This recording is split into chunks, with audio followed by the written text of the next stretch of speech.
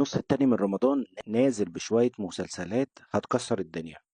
معانا أول مسلسل منتهي الصلاحية، اللي بيتكلم عن برنامج المراهنات واللي بيحصل فيه وبيعمل ايه مع الشباب. والتاني مسلسل لام شمسية. المسلسل ده قوي جدا، بيتكلم عن قضايا مهمة جدا ولسه هنتابعه مع بعض. وتالت مسلسل معانا الغاوي أحمد مكي عامل دور شمس، وعامل دور جديد جدا، والمسلسل حلو قوي.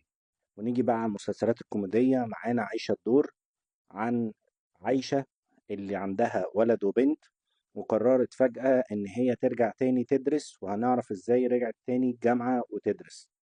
ومعانا كمان مسلسل قهوة المحطة، مسلسل الغموض اللي بيحكي عن مؤمن، الشاب الصعيدي الجميل اللي نزل علشان عنده حلم إن هو يبقى ممثل، وبعد كده اتقتل في قهوة المحطة. يا ترى مين اللي قتله؟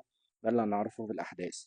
مسلسلات النص التاني من رمضان قوية جدا، عندنا مسلسلات كتير. تابعوني علشان تعرفوا كل التفاصيل عنها، وهنزل الفيديوهات بتاعتها يوم يوم، وهتكلم عن مسلسل. تابعوني عشان تعرفوا كل جديد.